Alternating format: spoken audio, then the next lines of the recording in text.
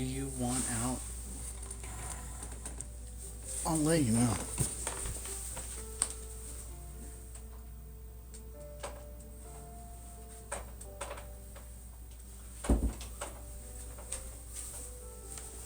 Oh, Jesus Christ. Pawn comes in here at the start of the live, and then immediately after I close the door, one's right back out. I was like, okay, well, why do I even bother? I don't even know why I bother. That, and every single week, right before I go live, I go into the other room and I'm like, I'm going to close this door. And then I close the door, and then within a few minutes of me closing the door, I start the live. Dave exits the room and then does not close the door when he goes back in there. And I'm like, why do I try? Why do I try to make things soundproof? It never works. I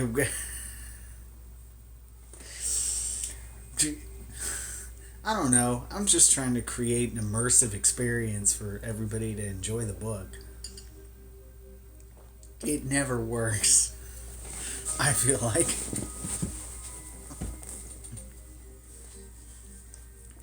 I have not. I didn't even know there was a Good Burger 2. Aw, little Corgi, hi. Tell Toby I say hi. Tell all of your pets I say hi. Tell all of your pets that I love them very much. Especially the cats. You know I love me, the cats.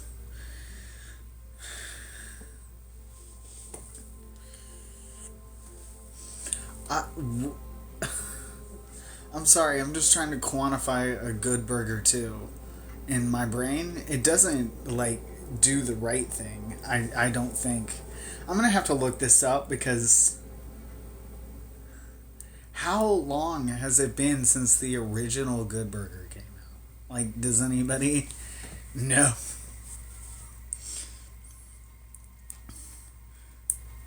The previews are as Good Burger as I think they are? Okay. I don't know what that means. I don't know who Dylan Dennis is. Yeah, it's been like 20 years. I was like, Good Burger 2. Why? Thank you. I did absolutely nothing with it. It was under a wig cap all the way up until recently. So, it did this on its own. It's not doing what I normally like it to do. So, I'm glad someone likes it. 1997? Are we serious? That's how long it's been? I thought it might have been a little later. I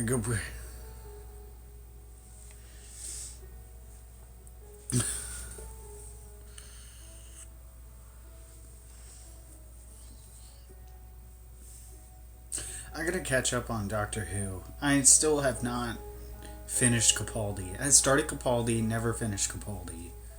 And now I have a whole slew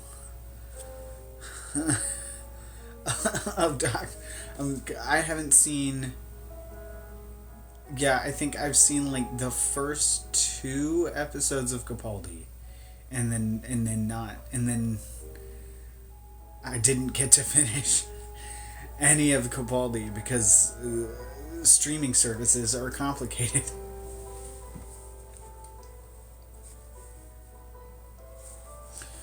Oh, couple things we need to go over right at the top because I fucked up. One, I still need to upload last week's episode on the YouTube. I have not yet. I haven't downloaded. I haven't posted it because I've been editing other content and mostly working. But I do have it. It's ready to upload. I am almost finished editing the missing chapter of Library of Souls. Sorry it's been taking so long.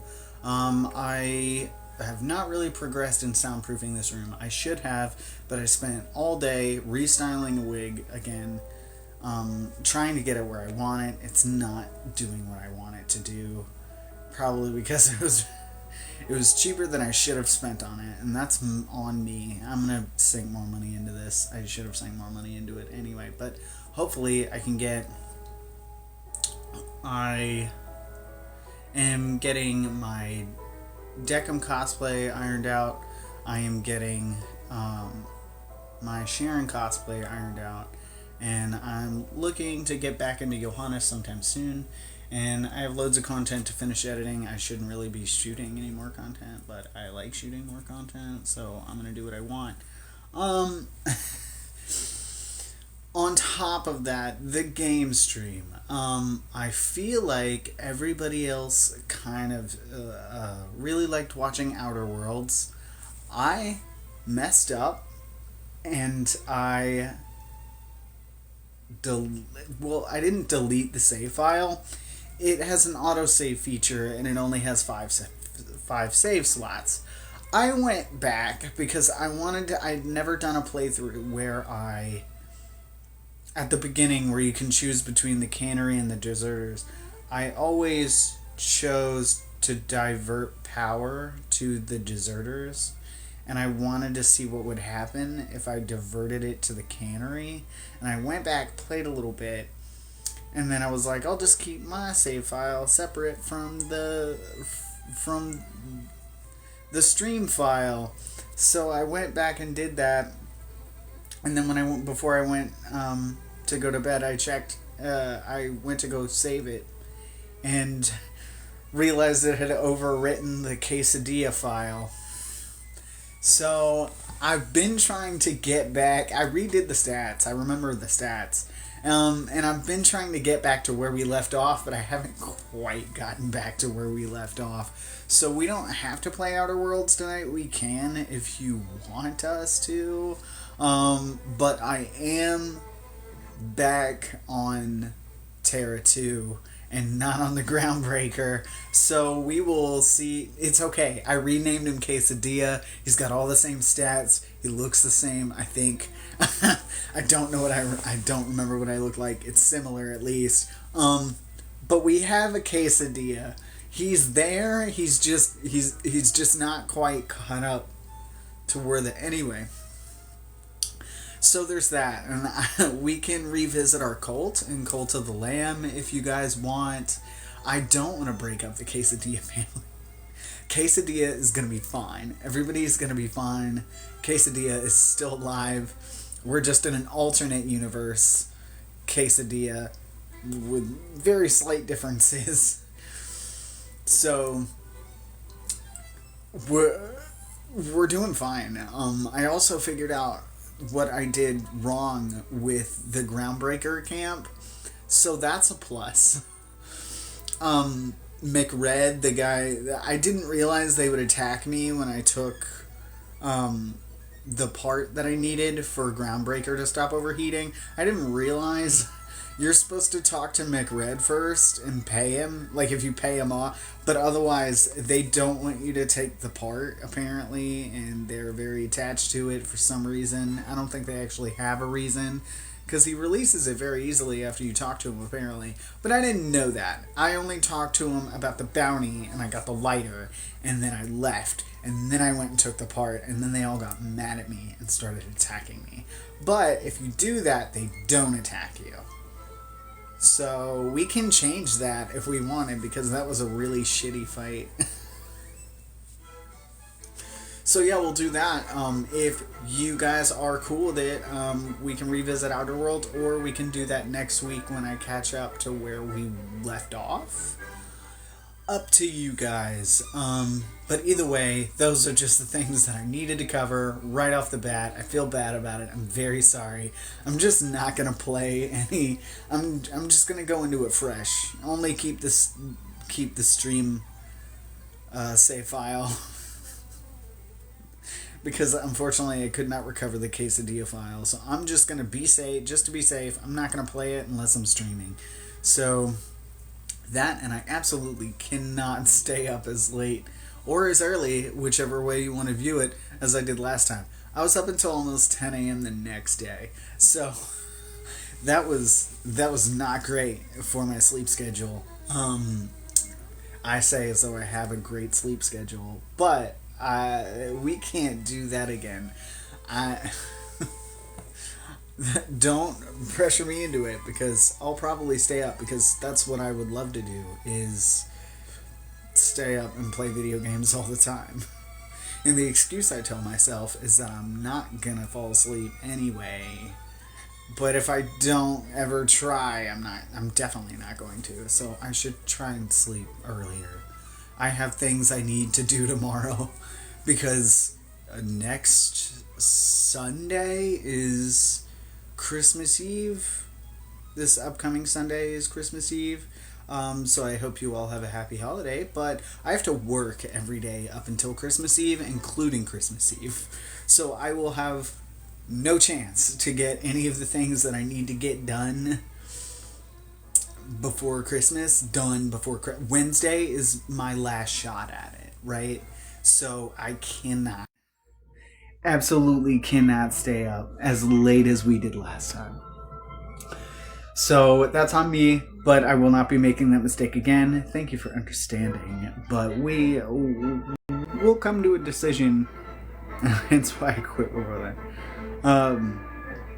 But yeah, so game stream is up in the air, but I'm definitely not staying up as late, and we can decide what we want to do when we transition over to there. Now, if you're new here, you probably don't know what we normally do, but I don't normally sit here and talk the entire time. This is a book club. I normally read a book. We're here to read, and right now we're working our way through Miss Peregrine's Home for Peculiar Children. We're currently on book 4, Map of Days. If you don't know what goes on in the book, and you don't want to stay, you don't have to feel beholden to, but if you do want to catch up and you do want to know what's going on, you can go to the link in my bio on my TikTok, and you'll find my YouTube with all of the previous books on there, and you'll be able to catch up to where we're at if you wanted to do that. I also encourage you to check out Ransom Breaks for yourself. That's the author. It's a really good author. It's a really good book series. And it's really interesting. They have really cool actual vintage photos inside, and I heavily encourage you to check it out. But if you want to stay around and be confused, that's all right too. We're still pretty early on in the book, though. We're just now getting up to the central plot of this particular volume. So we're starting chapter 5. And if you want to know what you missed on Glee, Jacob now has a loop in his backyard created by Miss Peregrine. It's a little pocket loop, which basically acts as a portal to Devil's Acre and back to modern day Florida. And all of his friends are now going to be able to easily transition from one to the other, learn how to be normal children in Florida, and help with the reconstruction effort in Devil's Acre of the peculiar world. And unfortunately, they all got their jobs last week of what they're going to be doing. None of them were particularly enthused, as none of them really got any sort of job that they were passionate or wanted to do that they thought would make a difference, especially Jacob, who is exceptionally upset because they want him to be a motivational speaker of his experience in Devil's Acre and taking down Call, and they also kind of want him to lie a little bit, which I don't think sits well with him. So now he's got his own little plan, or he's at least coming up with his own little plan. So if you all are ready, we can go ahead and start chapter 5 whenever you're ready. Get your pets, get you a drink, get you a blanket. We ready to go? All right. Chapter 5. We didn't go directly. I asked the others if we could find a route that avoided some of the thickest crowds, and in the spirit of exploration and mild disobedience, they agreed. Enoch claimed to know a faster way that was almost sure to be deserted, and a minute later we were tracing the banks of the river, Fever Ditch. This part of the acre had not been cleaned up like the center had been. Perhaps it was not cleanable. Devil's Acre was a loop, so the basic environmental facts of the place would reset themselves daily. The ditch would always be a brown and polluted ribbon of filth. What sun was able to filter down through the pall of factory smoke that hung above us would always be the color of weak tea. The normals who were stuck here, part of the endlessly repeating scenery, would always be the same miserable, half-starved wretches who peered suspiciously at us from the alleys and tenement windows we were now passing. Millard said that somewhere there must have been a map of all the murders, assaults, and robberies that took place the day Devil's Acre had looped, so those dangerous places could be avoided, but none of us had ever seen it. Everyone knew to be careful when passing through the normal regions. For as long as we could stand the smell, we hugged the edge of the ditch to avoid passing too close to the dark buildings.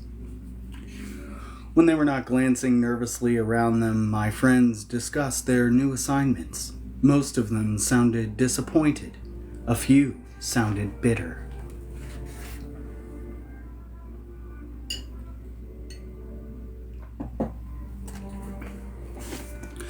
"I should be charting maps of America," Millard grumbled.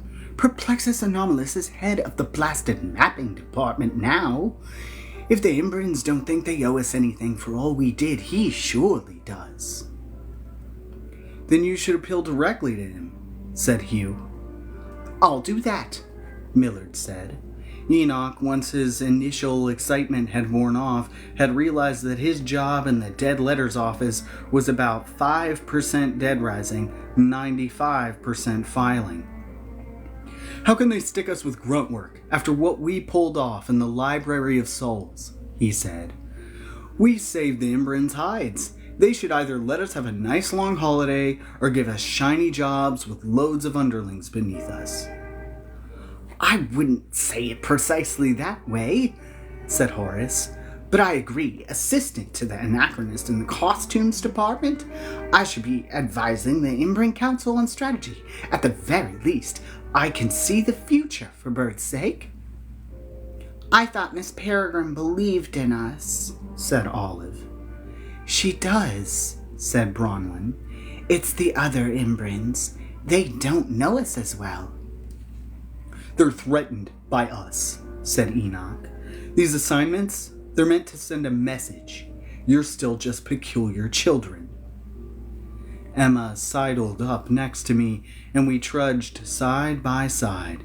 I asked her how her assignment meeting had gone. "Look at this," Emma said, pulling a slim, rectangular box from her bag. "It's a folding camera." She flipped a switch, and a lens accordioned out of the body. "So they gave you the job you wanted after all? Documenting things?" "No," she said. "I nicked it from the equipment room. They gave me 3 shifts a week, guarding Imbrans during white interrogations." "That could be interesting, though. You might hear some crazy things." "I don't want to hear all of that. Going over all their crimes and what they did to us for years and years. I'm tired of rehashing ancient history. I want to see new places, meet new people. What about you?"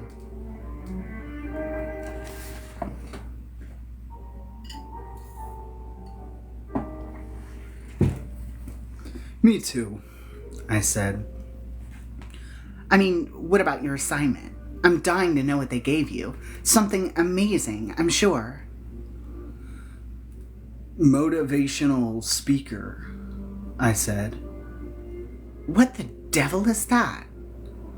"I'm supposed to go around to different loops, telling people about myself." She screwed up her face. "For what?" "To inspire them." She laughed so hard it actually hurt my feelings a little. "Hey, it's not that weird," I said. "Don't take this the wrong way. I think you're very inspiring, but I can't see it." "Me neither. That's why I'm not going to do it."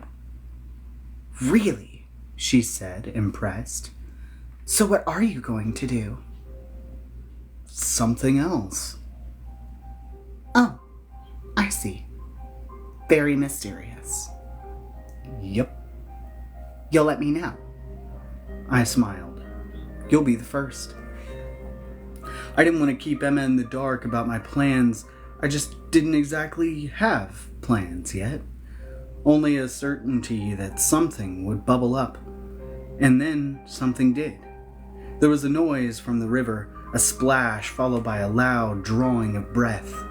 Claire shouted, "Fish monster!" And we all turned to look, but what seemed like a sea creature at first glance turned out to be a heavy-set man with pale, fishy skin. He was swimming quickly alongside us, submerged, but for his head and shoulders propelled beneath the surface by something we couldn't see. And here's a picture.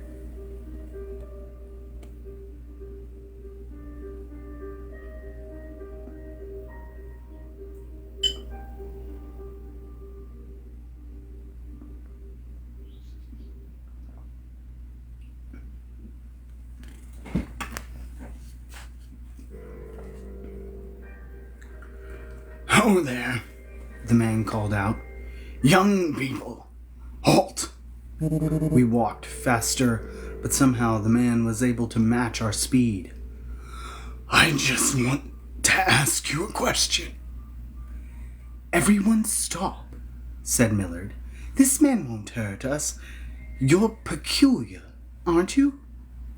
The man rose up and a pair of gills on his neck gasped open and spat out black water. "My name is Itch," the man answered, and whether he was peculiar was no longer in question. "I only want to know one thing. You are the wards of Alma Peregrine, correct?" "That's right," said Olive, standing right at the edge of the ditch to show she wasn't afraid. "And is it true you go where you like and will never age forward?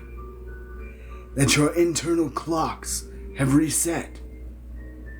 "That was 2 questions," said Enoch. "Yes, it's true," said Emma. "I see," Itch said. "And when can we have our clocks reset?"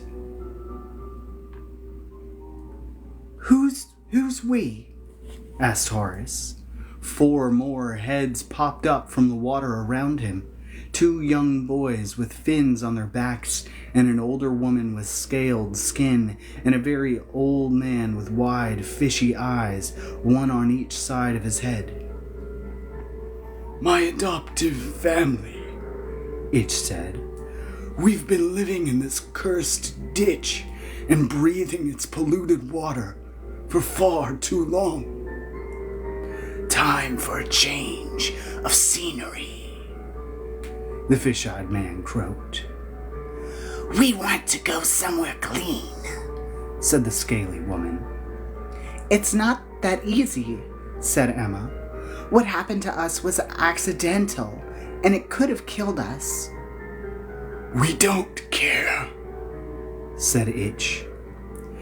"They just don't want to share their secret," said one of the finned boys.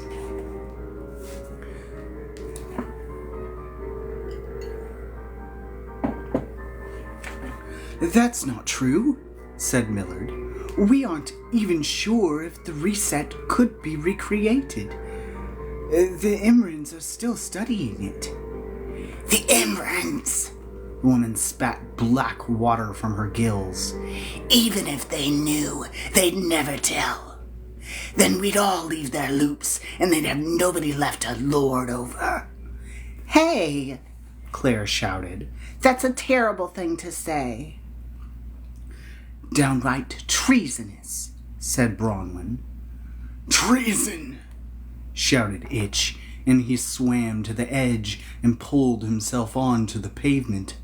We edged away from him as the water ran off his body, revealing a coat of long green algae that covered him from chest to feet. That's a dangerous word to bandy about. The boys pulled themselves up out of the ditch, and so did the woman. She was similarly clothed in algae, leaving only the old man in the water, swimming agitated circles. "Look," I said. I hadn't spoken yet, and thought maybe I could calm things down. "We're all peculiar here. There's no reason to fight." What do you know about it, newcomer? said the woman. He thinks he's our savior, said Itch. You're nothing but a phony who got lucky. False prophet, shouted one of the boys, and then the other boys shouted it too, and then they all were. False prophet, false prophet, while closing in on us from 3 sides. I never claimed I was a prophet, I tried to say. I never claimed I was anything. Dozens of normal tenement dwellers had leaned out of the windows of the building behind us, and now they were shouting too and raining garbage down on our heads. "You people have been in that ditch for too long," Enoch shouted back. "Your brains are polluted." Emma started to light a flame, and Bronwyn looked ready to take a swing at Itch, but the others pulled them back. We were watched closely in Devil's Acre, and hurting another peculiar, even in self-defense, would have looked very bad. The dripping ditch dwellers had backed us into an alley, their cries of false prophet turning into demands that we give up our secret. Finally, we had no choice but to turn and run, their shouts echoing after us as we turned a corner. Somehow we found our way out of the dangerous part of town and back to the center, though everything after was a bit of a blur. We were shaken, and the friendly hellos and handshakes that came at us as we parted the crowd near Bentham's house felt unreal. What was behind all of those smiles? How many of them secretly resented us?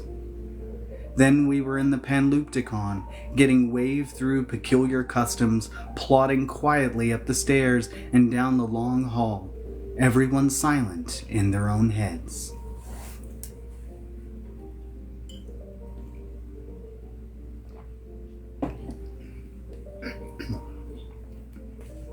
We packed into the broom closet, then stumbled after a lurching rush out into a hot Florida night.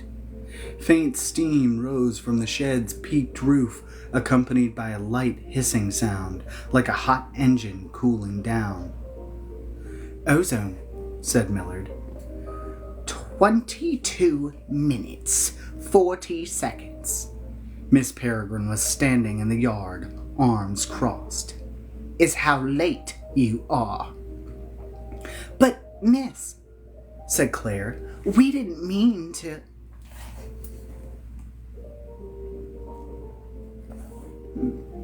Ooh, there we go.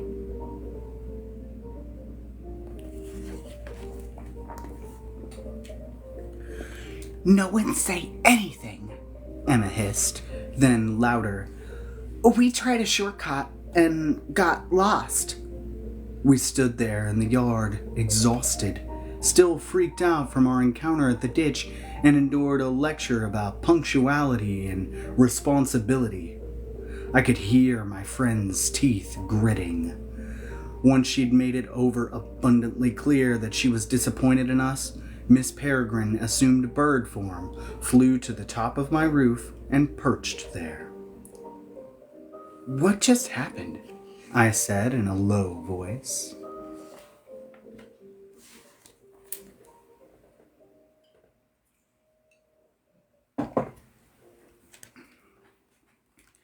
"That's what she does when she needs to be alone," said Emma. "She must be really upset." "Because we were 22 minutes late? She's under a lot of pressure, said Bronwyn. And she's taking it out on us, said Hugh. It isn't fair. I think there are a lot of peculiars who don't want to listen to the Embrins right now, said Olive. But Miss P has always been able to count on us listening. So when we muck something up, even a wee little bit... Well, she can stuff it up her hind feathers, said Enoch a little too loudly. Bronwyn clapped her hand over his mouth, and the two of them fell to the ground, scuffling.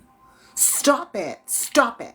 Said Olive, and she and Emma and I pulled them apart, and in the process were thrown to the ground ourselves, and then we were lying on the grass, panting and beginning to sweat in the humid night air.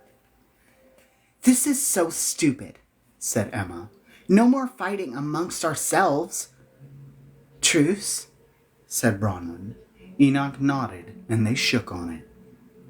Everyone wanted a break and a reset from the events of the day, so we went inside the house, where Horace made something amazing from what remained of the stolen groceries, and then I introduced them to the time-honored American tradition of eating in front of the television. I channel surfed while my friends stared at the screen, some so absorbed in it that they forgot all about the plates of food growing cold in their laps. The Home Shopping Network, commercials for dog food and ladies' hair products, a preacher on the Religious Network, a talent competition show, snippets of news about conflicts in foreign lands. It was all equally alien to them. Once they got over the shock of having a screen like this right in the house with a full color picture and surround sound and 100 different channels to choose from, they started asking questions. Some took me by surprise. While lingering on an old episode of Star Trek, Hugh asked, "Do a lot of people own spaceships now?" Bronwyn, while watching The Real Housewives of Orange County, "Are there no poor people in America anymore?" And Olive, "Why are they so rude to one another?" During a car ad, Horace asked, "Is that noise meant to be music?" Flipping past a news show, Claire winced and said, "Why are they shouting like that?" I could see it was starting to upset them. Emma was tense, Hugh was pacing, and Horace was squeezing the arm of the sofa in a death grip. "It's too much," Emma said, pressing the heels of her hands into her eyes. "Too loud, too fast." "It never settles on anything for more than an instant," said Horace. "This effect is dizzying." "No wonder normals rarely notice peculiars out in the world anymore," said Enoch. "Their brains have melted." "If modern people watch, then we shall too," said Millard. "But I don't want a melted brain," said Bronwyn. "Nothing's going to melt," Millard reassured her. "Think of it as a vaccine. Just a bit will be enough to inoculate you against the bigger shocks of this world." We flipped channels for a while longer, but its numbing effect began to wear off, and my mind drifted toward unpleasant things. It occurred to me, as we lingered on an episode of The Bachelor, how little I understood the world I'd grown up in. All my life, normal people had mostly baffled me. The ridiculous ways they strove to impress one another, the mediocre goals that seemed to drive them, the banality of their dreams, the way people rejected anything that didn't fit their narrow paradigm of acceptability, as if those who thought or acted or dressed or dreamed differently from them were a threat to their very existence. That more than anything was why I had felt so alone growing up. Things that normal people thought were important, I thought were dumb, and there was never anyone I could talk to about it, so I kept my thoughts to myself. I had returned to that normal world with the assurance that I now had a home waiting for me in the peculiar world. But today in Devil's Acre left me feeling like I was a stranger there too. A hero to some, a phony to others. Misunderstood by everybody, just like at home.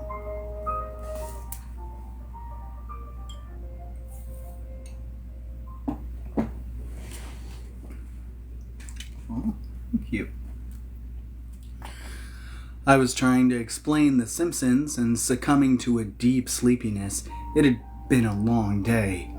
When something in my brain unlocked, and I remembered where I had seen the clerk's face before I handed the remote to Enoch. Excused myself to the bathroom and ran upstairs. Closing the door to my room, I pulled out Abe's operations log from under my bed and began flipping through it, searching for the clerk's face. It took a few minutes to find it. There were so many pages and so many faces, but I finally did, in an entry from 1983. The photo was old, from the 1930s or 40s, I guessed, but the clerk looked the same today as he did in the photo, which meant he had been living in loops for a long time. His name was noted as Lester Noble, Jr. In the picture, he wore a big round hat and gazed placidly at the camera. No trace in his expression of the fear I'd seen on his face earlier in the day. I read my grandfather's notes on the mission, then pried loose the staples that attached the photo to the log page and tucked the photo into my pocket. I ran into Emma in the hallway. I was just coming to find you, she said. And I was coming to find you. I need your help. She leaned in. Sure, anything. Cover for me, just for an hour or two. I need to go back to the acre. And here is your photo.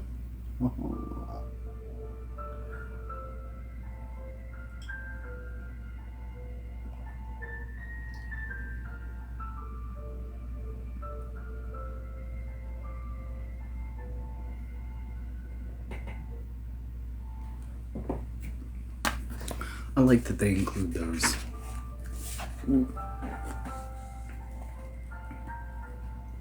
Why? For what? There's no time to explain, I said. When I get back. I'm coming too. I need to do this alone. She crossed her arms. This better be good. It will be, I think. I kissed her, then slipped down the stairs, outside through the garage, and into the potting shed.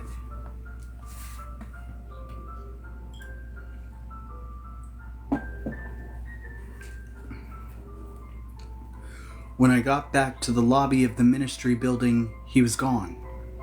His window was shut, and there was no one behind it. I slid over to the next window and asked the woman working there if she knew where the clerk was. She squinted at me through thick glass. Who? The man who works right there, Lester Noble. I don't know any Lester Noble, she said, tapping her fountain pen on her desk. But the chap who works next to me just left for the day. You might still catch him if you... Oh, there he is. She pointed across the lobby. I turned to see the clerk hurrying toward the exit. I muttered a quick thanks and ran across the room, catching him just before he made it through the door. Lester Noble, I said. He turned a bit pale. My name is Stevenson, and you're blocking my way. He tried to push past me, but I stood my ground, and he clearly didn't want to make a scene. Your name is Lester Noble Jr., and you're faking that British accent. I pulled his photo from my pocket and held it up for him to see. He froze, then snatched it from my hand. When he looked up and met my eyes again, he seemed afraid. What do you want? He whispered. To get in contact with someone. His gaze flicked across the lobby, then back at me. Walk down the hall. Meet me at room 137 in 2 minutes. We can't be seen walking together. I snatched the photo back. I'm keeping this for now. 2 minutes later, I met him outside a plain wooden door that was only marked 137. He fumbled with the keys. His hands were shaking. We went inside and he closed and locked the door behind us. The room was small and filled with manila file folders, wall to wall, floor to ceiling. "Look, kid," he said, turning to me with his hands pressed together. "I'm not a criminal, okay?" His British accent had vanished, replaced by a slight southern twang. "There are some bad people in America and I couldn't let them find me. I changed my name when I got here. I never thought I'd hear the old one again." "Were the hollows over there really that much worse than the ones here?" I asked him. "They were bad, but that's not why I left. It was the peculiars. They're crazy." "Oh? How?" Lester shook his head. "I'm breaking about 100 rules, taking you back here. If you want to file, okay, but there's no time for stories." "Fine," I said. "What do you have on the Hollow Hunters?" Lester hesitated. "Who?" "I know you know who I'm talking about," I said, and I told him what I knew from Abe's mission report. The report said Lester had been living in a loop of January 5th, 1935 in Anniston, Alabama, until the loop had been raided and its Imbrin killed. Abe and H had found Lester holed up in a motel in the present, then 1983, where he'd been in bad danger of aging forward. They'd managed to ferry him to safety in another loop. He must have found his way to England at some point afterward, which was no doubt a harrowing story all its own, but it was one I didn't have time to hear, and one that Lester, after I'd finished telling him about himself, seemed in no mood to share anyway.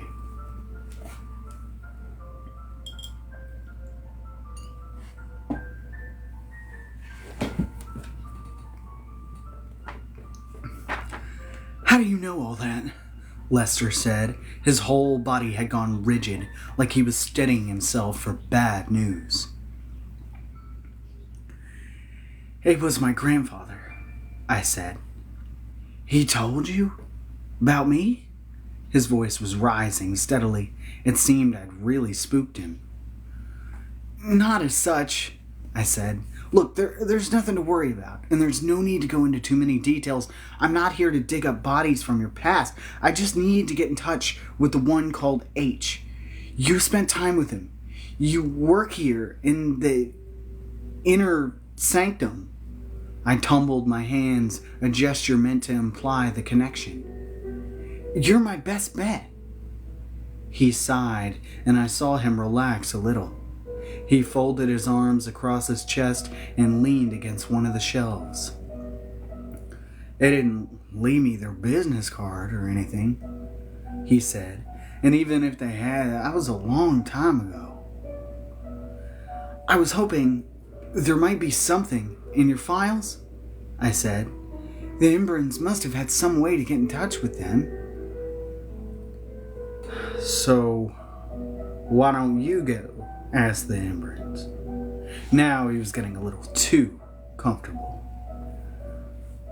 "I'm trying to be discreet, but if I have to, I'll be sure and let them know it was Lester Noble Jr. who referred me to them." He frowned. Okay then," he said tersely. Let me see what I have." He turned and walked down a wall, running his index finger along the folders as he went. He pulled a file folder from a shelf, flipped through its contents, mumbling to himself, then crossed to another wall and another shelf and pulled 2 more folders, shook his head, tucked them under his arm, and moved on. After a few minutes, he came to me with his hand held out. In his palm was an old matchbook. "What's this?" I said. "That's all there is." I took the matchbook. It was wrinkled at the edges like it had spent a lot of time in someone's pocket. The outside cover was blank. On the inside was an advertisement for a Chinese restaurant, an address, some random-looking numbers and letters, and a penciled note that read, "Burn after reading." Clearly, someone had ignored those instructions. Now then, Lester snatched his photo from me. I'd say that's an even trade, seeing as I could get fired for just letting you into this room, much less setting you walk out with that. "It's just an old matchbook," I said. "What am I supposed to do with this?" "That's for you to figure out." He went to the door, opened it, and waited for me to leave. "Now, do me a favor, mate," he said, his British accent returning, "and forget we ever met."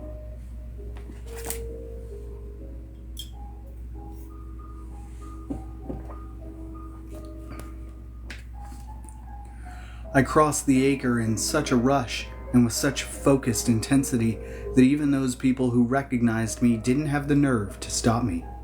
I came to Bentham's house, ran up the stairs and down the long Panlupticon hall to the door marked A. Peregrine and Wards Only, dove in, and a moment later was spat onto the grass of my backyard.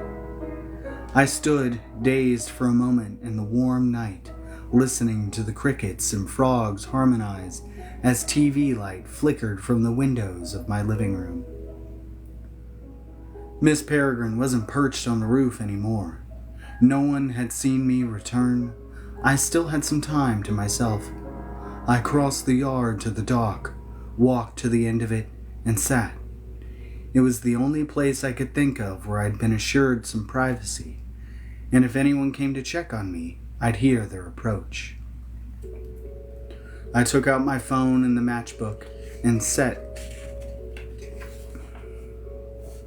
to figuring out how it could be used to reach H. A few minutes of thumb-typed research yielded this. The odd-looking string of letters and numbers below the address was a phone number, albeit an undialable one, in an alphanumeric style that had fallen out of use in the 1960s. Here's the matchbooks.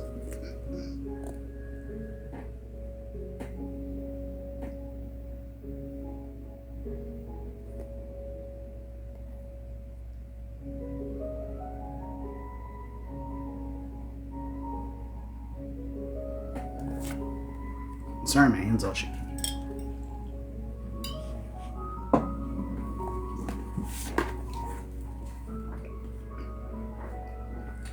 I did a search for the name of the restaurant advertised on the matchbook. A lucky break. It was still in business. I looked up its modern phone number and called it.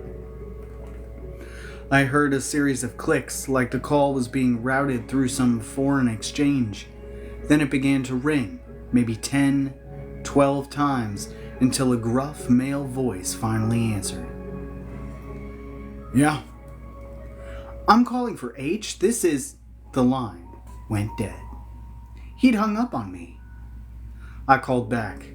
This time he picked up after 2 rings. "You got the wrong number." "This is Jacob Portman." There was a pause. He didn't hang up. "I'm Abe Portman's grandson." "So you say?" My heart sped up. The number was still good. I was talking to someone who knew my grandfather, maybe H himself. "I can prove it." "Let's say I believe you," the man said. "Which, maybe I do, maybe I don't. What does Jacob Portman want?" "A job." "Try the want ads." "A job doing what you do." "Crossword puzzles?" "What?" "I'm retired, son." "What you used to do, then? You and Abe and the others." "And what do you know about that?" His tone was suddenly defensive.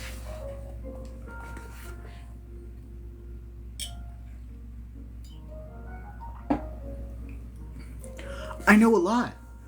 I read Abe's mission logs. There was a metallic squeak and then a grunt, like H had just risen from a chair. And I want to help. I know there's still hologhast out there. Maybe not a lot of them, but even one could cause serious trouble, and there's plenty to do besides that.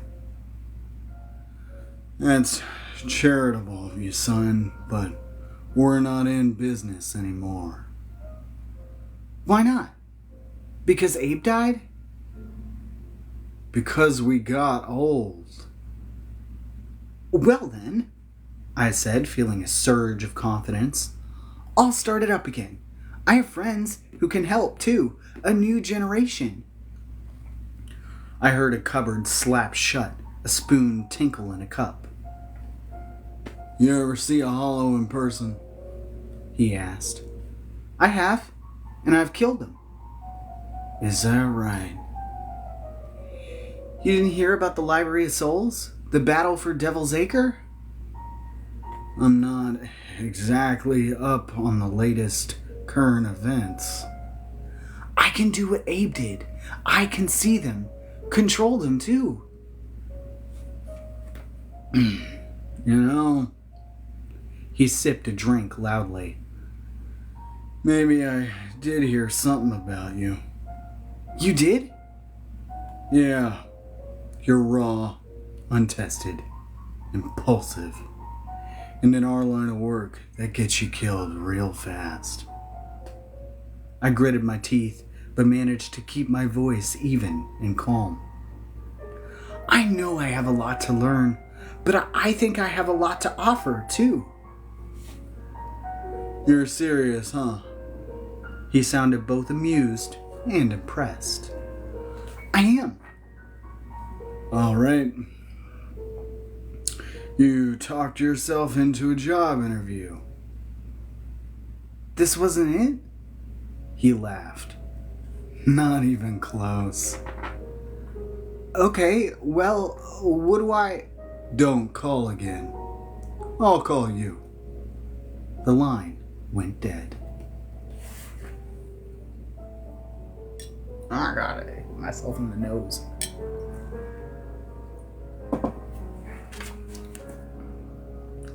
I dashed into the house, waved to my friends as I darted past them in the living room. They were watching some zombie movie, and Emma jumped up and followed me into an empty bedroom. She hugged me hard, then poked me in the chest. Start talking, Portman. I made contact with one of Abe's old partners. I just talked to him on the phone. She let me go and took a step back, eyes wide. Pull the other one. I'm serious. This guy, H, worked with my grandfather for decades. They ran tons of missions together. But now he's old and he needs our help. I was reaching a little there, maybe, but only a little. H did need our help. He just needed to be convinced of it first. With what? A mission here in America. He should call the Embrins if he needs help. Our Embrins don't have authority in America, and apparently America doesn't have Embrins of its own. Why not? I don't know, Em. There are 100,000 things I don't know, but I do know that Abe locked the door in this floor with a passcode. Only I would know, and he left that mission log for me to find. And if he'd had any idea there was a chance you would be here, he would have meant for you to find it too.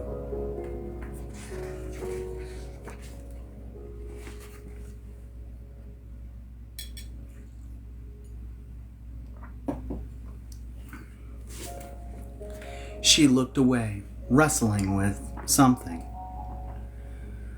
We can't just run off on some mission. Miss Peregrine would never allow it. I know that. She fixed me with a stare. A mission doing what? I don't know yet. H said he would be in touch. You really hate the assignment the Embrins gave you, huh? Yeah, a lot. I think you'd be good at it. That was a pretty motivational speech. So you're in? A grin spread across her face. Hell yes. And that is the end of chapter 5. A short one, but I didn't want to say at the beginning if we could get through 6 or not. I would love to. But I do know it's going for distance.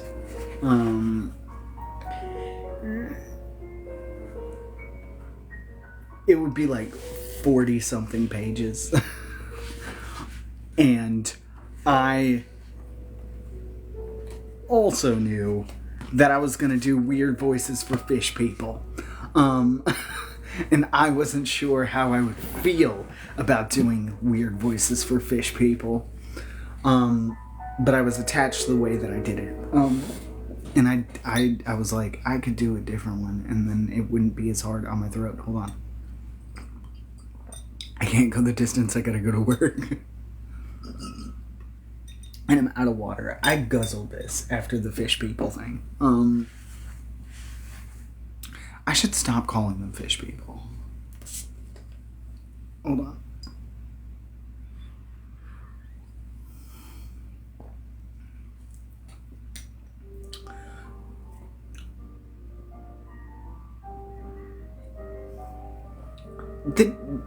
And I also don't want to call it, because the river is called Fever Ditch. I don't want to call them the ditch dweller. All of that sounds bad. River people. We'll go with river people. River people sounds the best. River people. Yuppie guppies. Why would you do that?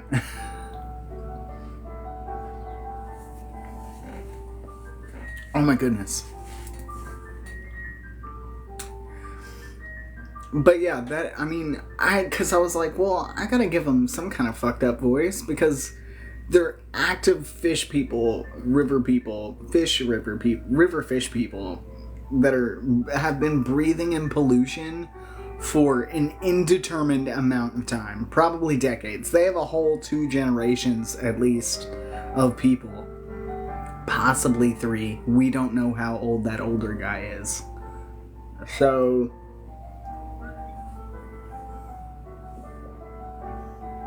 if they're there for 3 generations, I'm assuming they're not going to sound great.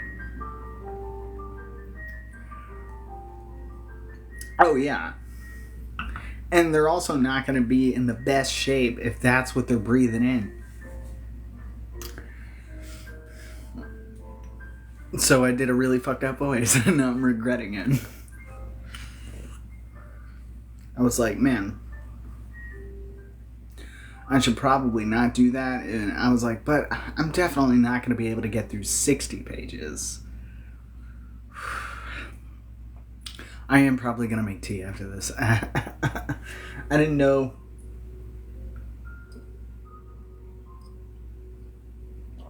I don't want to do it beforehand.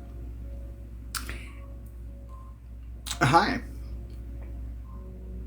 So thank you for bearing with me through that. But I don't think we're going to make it through 40 pages.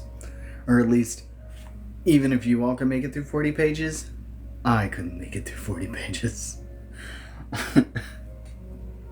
My throat hurts. The only reason I did that is because I knew that chapter was kind of short. But I didn't know how short it was going to be. So I didn't want to, say a time frame and then be wrong. Because reading it in my head is always faster than when I read it on the live, obviously. No, that's the thing. It's like next time we could probably get through it all if we did it from the get-go next week. We could get through a 40. Because in any sense, I just got through a 20, and that was an hour. And I did the fish people voice, which is pretty stellar that I made it through the rest of the chapter. I made sure to drink a lot of water. So that is the only reason I made it through the fish people. Thank you. I'm glad you enjoy all the weird voices that I do. When I'm not reading to you guys, I'm reading to my cats. So, and they don't even know what I'm saying. So, it's fine.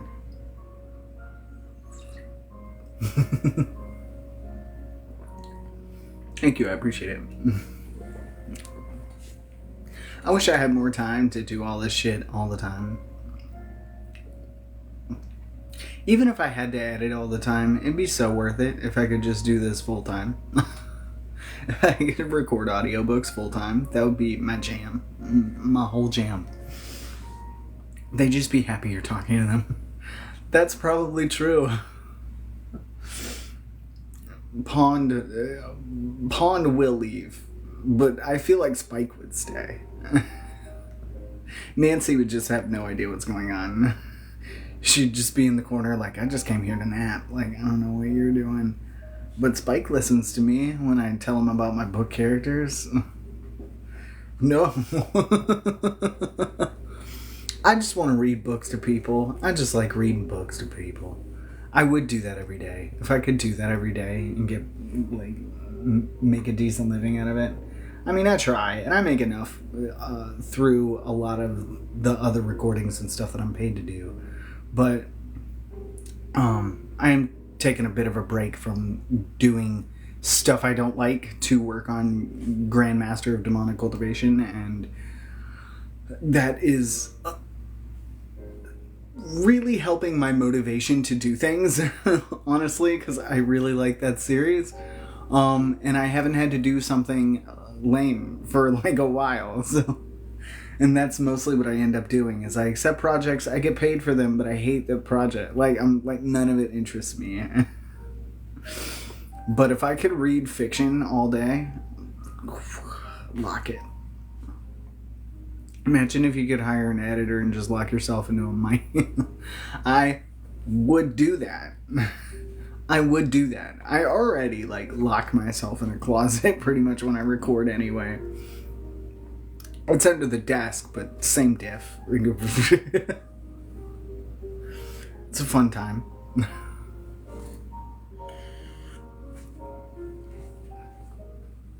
Oof.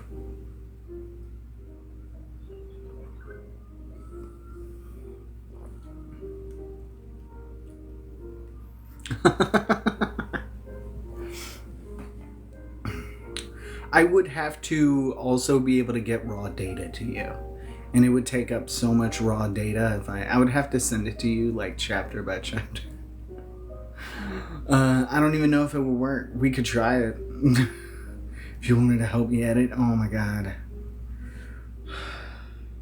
I get so much anxiety. Even sending it to an editor would be so anxiety inducing. It would be great in theory, but the minute I'm like, I have to send this weird raw data, because I would constantly be thinking of all the weird shit that goes on my mic, on a hot mic, that I talk directly into a mic unfiltered and just have y'all edit that. There would be some stuff in there that you'd just be like, what the fuck was that? Like, you wouldn't even know what made the sound, is the thing. No one would know. Oh, thank you for the like and the follow. Thank you. Upload it to cloud and give editor admin access. Oh my god. Having y'all like listen to raw unedited footage does give me an amount of anxiety to the point where I'm like, I could try it. Again, I don't know how I would explain half of the shit that I do in a hot mic with you guys. Yeah, you would at least know what is and is not a cat. You would not know all the other shit. Oh man. I hit my head on the lip of the desk the other day on a hot mic. And I forgot about it, and then I went to go edit that bit, and I was listening to it, and I'm like cropping out. I have like a little clicker where every time I fuck up or something, I hit the clicker. And a lot of the time it's either because I flub a line or something. So I have to listen to the part in between the clicks, right? Just to make sure to see if it's something that I need to keep in or that I had to re-say or something. And I go back to listen to it, and I was like, that waveform looks fucked up. What is that? And I played it, and it was me hitting my head on the desk at top volume in my ears. And I'm like, part of me thinks of stuff like that, and I'm like, I'm going to make one of them go deaf. Like, it's going to be me doing that. And then it's going to be that, but then it's just going to be me writing like a little like DM to you, be like, I don't know when, but at some point something crashed into the wall. You'll hear it, but I have no idea when it happened. And I feel so guilty about it for 2 to 3 business days.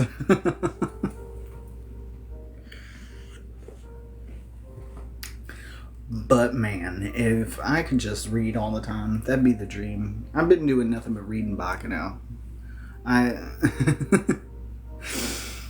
And like halfway through Baccano now. And by halfway, I mean like I'm on like book 11 of 22. So why are there so many books in that series? Because he just kept writing stuff. It's great. Can't be any worse than when... No, wait. Voiced an Inuyasha audiobook. Oh. That sounds sick, though. I would definitely record an Inuyasha audiobook. What the f*** is that?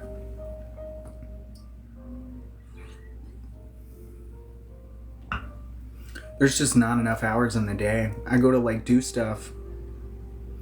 Yesterday, I was... Because I have 3 off days in a row, and normally Monday and Wednesday are my days to like get as much stuff done as possible that I have to do when businesses are open with business hours, that I have to do things within a certain time frame. So like yesterday, I had to go... My car got determined a total loss, by the way, if we're going to play catch up here. They called me back and they were like, yeah, they've determined that there was engine damage, so your car's been deemed a total loss. And I was like, well, that was news I didn't need or want. So I have to get a new car again. Probably make another car payment again. I just paid this car off, by the way. Less than, yeah, you get it. So I'm mad. And now I have like a settlement. I have to go release the car. So I had to go do that, sign that paperwork. And then I had to call them back because they didn't email me the paperwork right, because they misspelled my middle name. So I had to call them back, give them the correct way to spell my middle name so they could send me the email to do all that. And I'm like sick of this shit. So I'm also like... I also need an old email account that I haven't had access to in over 10 years that was also hacked, that I just never recovered because I was a teenager when I had it. There wasn't ever anything important on there. You're not going to get anything out of the... At the time, I was like, oh, they can have it. There's nothing in that email. Like, I was 16. What was I doing? Getting on Gaia Online all the time. If you want my email account filled with old Gaia Online bot support, like of me resetting my password every other week, fine, you can have it. But I actually do need that email account because it was registered under an account for my original ACT score, which I for some reason need record to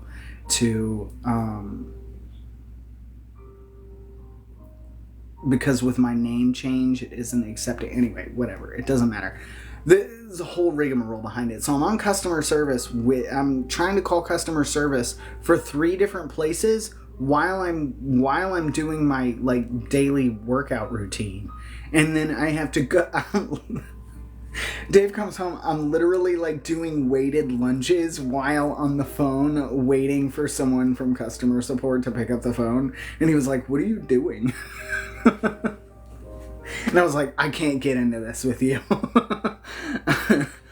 And then someone bought my old student loans, and then now I have to call them because I can't log into that account because I don't have an account, but they have an account with my social, but I can't create an account because they have my social on file, but I never set up an account. So I'm like, I need you to, I don't know, do something, unlock this, let me reset the password to whatever you think is happening. So I gotta call them on the phone with like 3 separate people the entire time.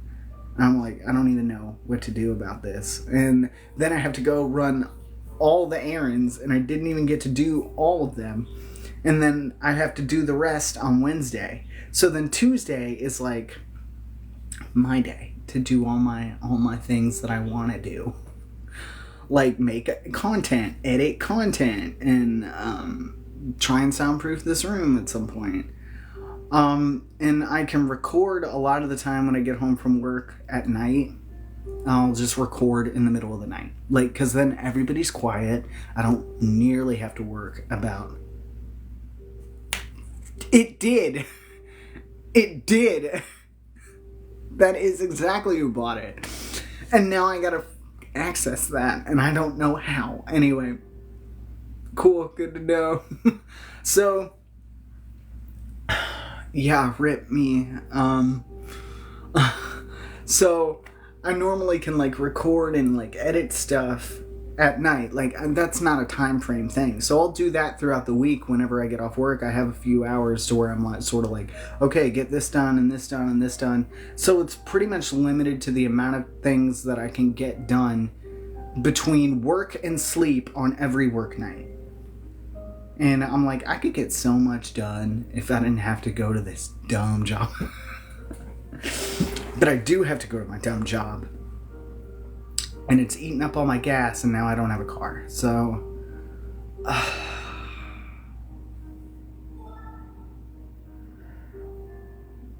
barely making it. Barely hanging on. You feel it. Oh my god. Anyway, so that's a little bit about what's happening. There's your update.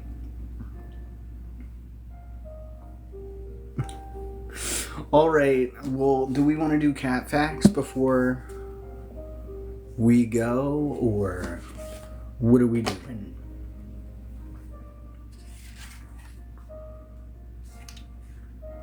I'll stay for that. Alright. Sweet. Every week, we get a little cat fact. We're going through all the cat breeds. We're going to know so much about cats. And this week is Burmese cats. So, the Burmese cat is the subject of an ongoing turf war between British and American cat associations, giving it more melodrama than many other breeds. The Burmese breed dates back to a cat brought from southeastern Asia in the early 20th century, bred in America for a time, and then bred in Great Britain using some American Burmese cats and some other cats. The two groups were kept separate, and their body types diverged over time, with British Burmese cats keeping more of the angular, slender look of a Siamese cat. American Burmese cats developed rounder heads, more snubbed nose, and rounder ears. Even their paws are rounder. The two groups disagree about what a general Burmese cat should be, and as a result, each county... It literally says county. Each county has delisted the other's breed standard. I'm pretty sure that's supposed to be country, but it literally says county. In Britain, there's only the British style of Burmese cat. In America, there's only the American style. Most of the rest of the world accepts both under the heading of Burmese cat. Only recently have there been inroads made between the two groups. There are only 4 true colors of the Burmese cat. Almost all Burmese cats have mild shading, which gives their coats a shimmery, dynamic look. Their coats are short and sleek, not fluffy or dense. All colors of Burmese cat must have golden eyes. Their bodies are strong, but not stocky. Breed standards often call this quality heavier than they look, and it's a compliment. Burmese cats are notoriously friendly and sociable, building bonds with humans in a way considered rare for cats. And there's a little picture. county. I'm like, I'm pretty sure there's supposed to be an R in between the T and the Y. But it's about American Burmese versus British Burmese. So, like, but they're not county. They talk like they're neighbors. It's not a county. Anyway, whatever. There's a Burmese cat. Look at him, he's so cute.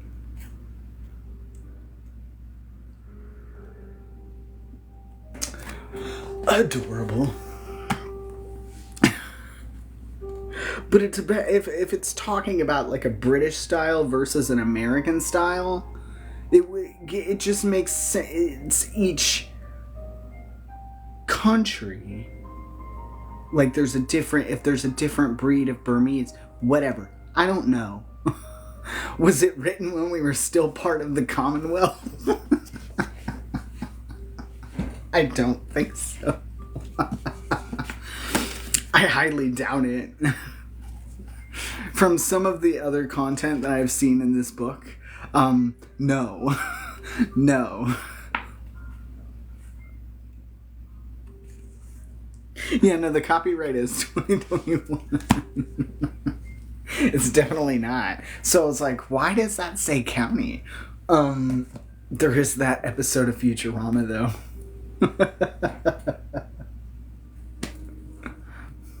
Hi, good to see you. But no, I don't think it was written from when we were a part of it, and I don't think it has anything to do with that episode of Futurama. I'm pretty sure that was a typo, but I don't know. Maybe they meant county. Who knows? I don't understand. But there's your cat fact for the day, and you can go to sleep now, Lady Eva. Rest well. Good night.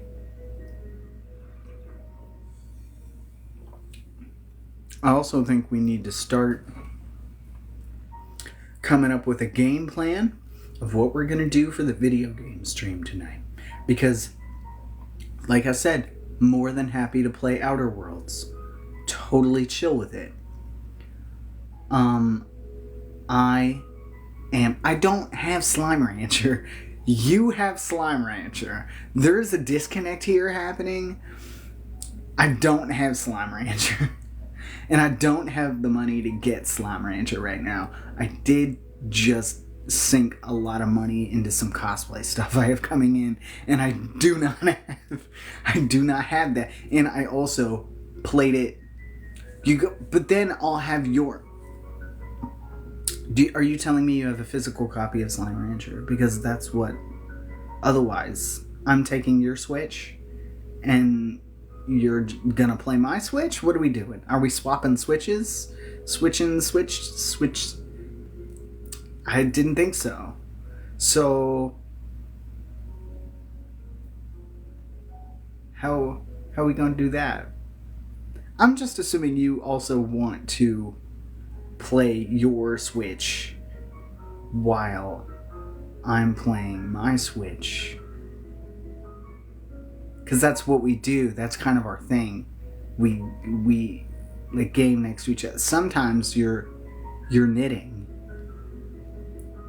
But most of the time, you're gaming, I'm gaming, we're gaming. It's a game stream.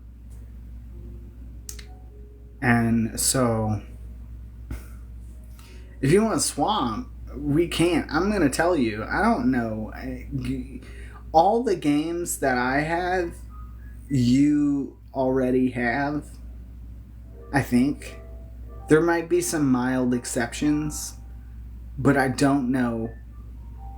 I don't know if I have something to cover you on that front, other than what you already own, which is like Binding of Isaac, Super Meat Boy, Cult of the Lamb, and you have all those. So I don't know what the benefit would be for you to take my Switch and then hand me yours, which has more content on it. Also, we'd have to pair all the shit. And it would be a real pain in the ass. So if you want to do that, we can. I just don't see how that benefits you at all. So I'm a little confused. Also, I have limited knowledge on how to actually play Slime Rancher. I didn't watch too much of it. I know enough about it to know that I like the cat slimes. They're my favorite, and they're adorable. Y'all can play my Switch. How are we getting these? How would we do that? How would we do that?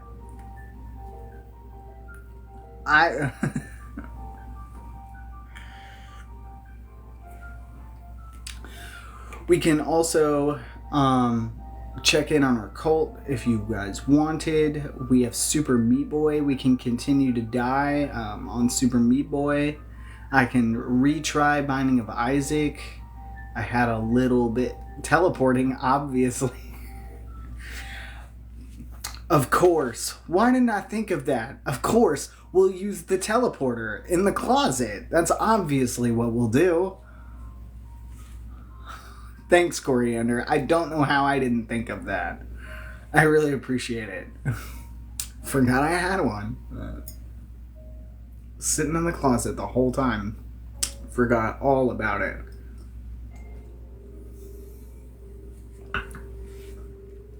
Anyway, I can catch us up on Outer Worlds.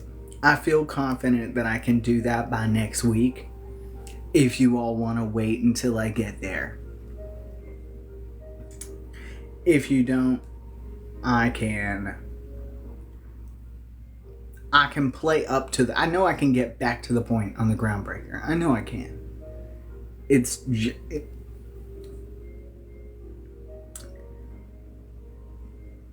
Quesadilla? Is that a vote, or are you just saying quesadilla? Because at this point, it could be anything. It's called Give Me a Few Days. You're gonna drive up here, hand me your Switch, and then turn right back around. What are you gonna do? I appreciate the commitment, but I'm pretty sure the stream will end by the time we actually get those swapped.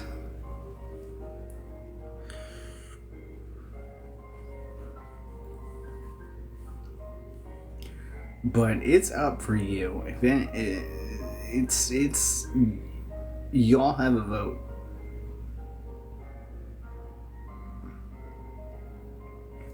Cause I'm gonna be honest, I'm down for anything. I just like playing games.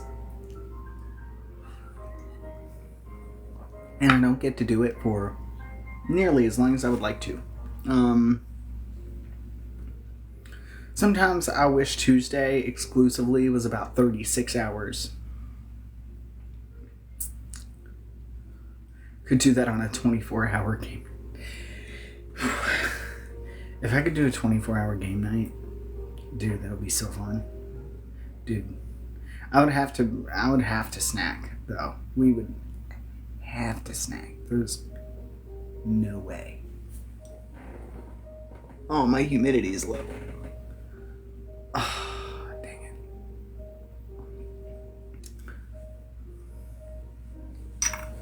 But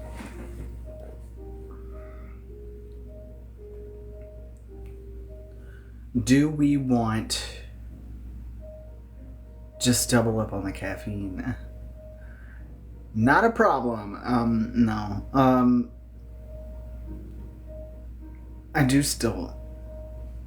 You're good with any? Sweet, sweet, sweet. Well, I am gonna figure that out.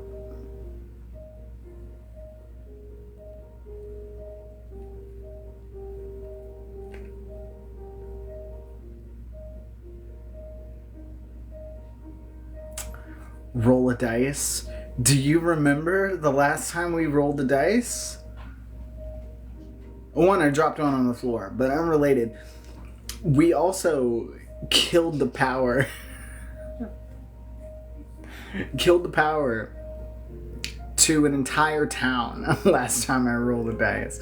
We should do like a chaos thing where all of the gaming decisions, like when it's in a game that requires decision in making and impacts the ending, We should just do a chaos game where I roll every single decision that we could make on a die and see where we end up. That would be so fun. I've done that. Yeah. Oh, sweet. I was like, because it already caused so much chaos last time I rolled the dice. It did not go very well. Or it went extremely well, depending on your definition of well. And also depending on how you feel about late stage capitalism. But I did find out, if you all are interested, I did find out. Thank you. I also like that it's very green in here. I set the backlight to green today. I might change it next week. Anyway, I can't do next week as a 24-hour stream. Guys, I have to do things. Some of things require me to be awake during business hours, and I can't do that like a normal person, because 4 out of 7 days a week I'm exclusively awake only at night, and customer service for a lot of things closes by 5 p.m. and it just doesn't work out.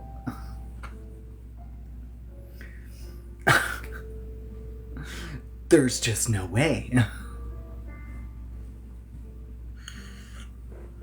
It is the day after Christmas.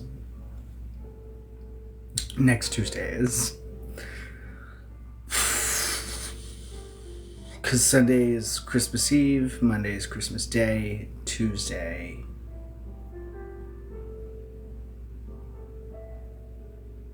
What? No. Then I just won't even get to sleep at all for the entire day. Which I'm not saying is not a possibility, but at least if I lay down, I get some semblance of rest. I feel like shit when I sit in that chair all night. It's pretty good for back support, but all night? No. There's no way. You could take a nap. I'd take a nap on the stream. I fell asleep on the stream. I don't know how well that will work out. Well, at one point,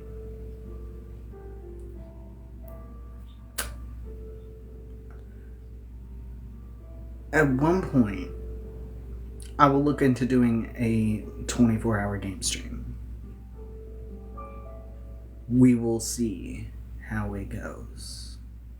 We would have to plan for that, though.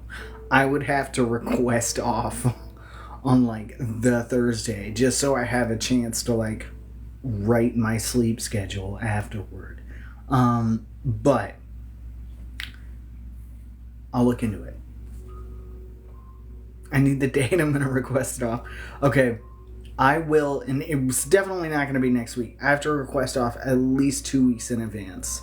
And all the way up through New Year's, we're not allowed to request off at all. So it'll have to be after then. But I will see what we can do and make happen depending on financial issues. I obviously need to be able to request off, because then I don't make any money. So we'll see what we can do about scheduling a 24-hour game stream. I will be down to try that at least once. We'll see how it goes. As of right now, I'm going to try and I'm going to see what I got on deck. And I will see you guys in the game stream.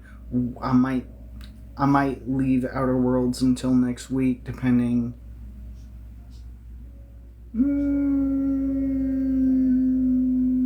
Depends.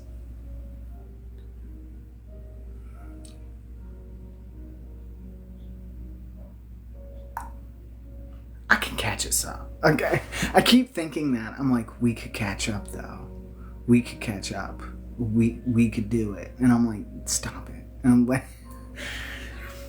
But I can also go back and make different decisions this time if you want me to. And then we'll see where that gets us.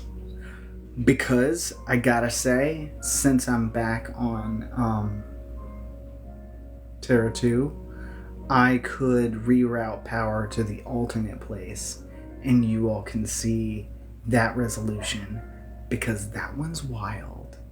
Well, I thought it was just gonna be like an either or situation. No, there's layers to it. There's shades of gray in here. There's nuance and intrigue, and it's fun. I could do that. We could do that. We could just make different decisions. I can make it worth it, right? You believe I can make it worth it? Okay. It'll be fun. It'll be fun. Everybody's having fun. All right. Thank you all for coming this week. Thank you for bearing with me while I tried to do fish people voices. I really appreciate it. We do this every week. We read a little bit of a book at a time, normally a chapter a week, and we are going to do the same thing next week at Tuesday at 8 p.m. I don't care if it is technically a holiday. It's going to be fine. We're going to be fine. If you can't make it, that's okay. It's going to go up on YouTube as soon as I can get it up there. And I'll update from last week, so you'll be all caught up. And I appreciate you showing up every single week. It really is super cool that we've had this little group for longer than I ever expected possible. It's kind of cool when you think about it. Anyway, thanks guys. I'll see you next week at 8.